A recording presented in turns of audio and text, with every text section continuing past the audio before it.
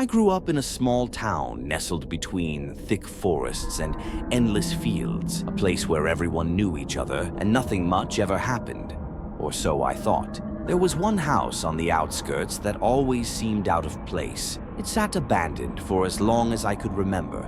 Its windows shattered, its roof caved in at some places, and the trees around it seemed to bend unnaturally toward its decayed structure. The house was known as the Holloway Place, and no one went near it. The stories about the house varied. Some claimed a family once lived there, only to disappear overnight. Others whispered that a man had gone insane inside, scratching at the walls until his fingers bled.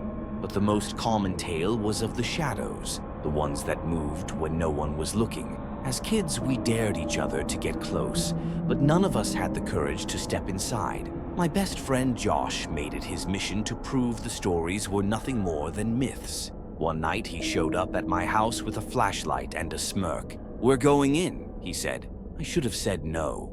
Every part of me screamed not to follow him, but I did.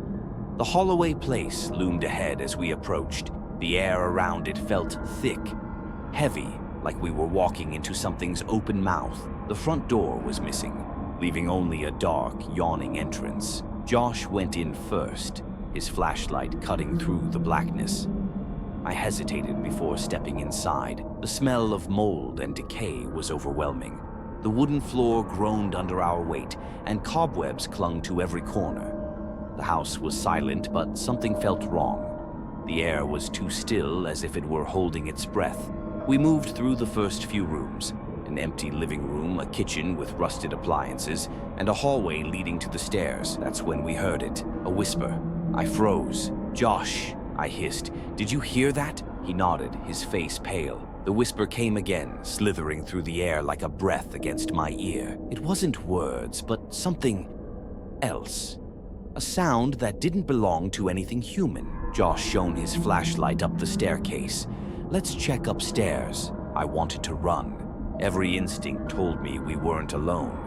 But Josh had already started climbing, and I couldn't let him go alone. Step by step, we ascended, the whisper growing fainter, but the weight of unseen eyes pressing down harder. At the top of the stairs was a hallway lined with doors. Some were missing, revealing empty rooms. Others were shut tight. One door at the end stood slightly ajar. Josh pointed at it. That one. We crept toward it, and as we got closer, the air grew colder. The room was nearly bare except for a broken dresser and a rotting mattress on the floor. But the walls were covered in scratches, long, deep grooves like fingernails had clawed at the surface over and over. My stomach turned. That's when I noticed the floor. Dust covered everything except for a set of footprints leading from the doorway to the center of the room. But they weren't ours. Josh swore under his breath, stepping back. "Let's go," he whispered. Then the door slammed shut. The flashlight flickered, casting jagged shadows against the walls. The air turned suffocating. Then came the whisper again, this time right between us. It was close, too close. My skin prickled as the shadows on the walls twisted, lengthened, and moved. Josh yanked at the door handle, but it wouldn't budge. I grabbed his arm, heart pounding. "Josh, open it!"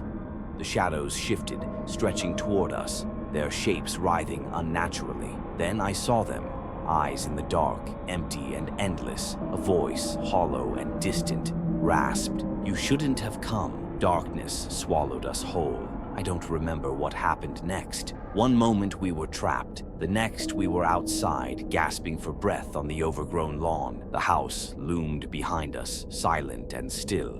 And on my arm, where something had grabbed me in the dark, were long, deep scratches. Neither of us spoke a word on the way home. The next day, we tried to tell our friends what happened, but no one believed us.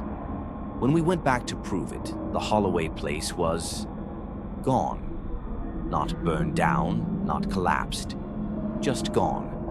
In its place was an empty lot, overgrown with weeds, as if the house had never existed. Josh moved away after graduation. We never spoke of that night again. But sometimes, when I'm alone, I still hear the whisper. And I know the Holloway Place isn't really gone. It's just waiting for someone else to find it.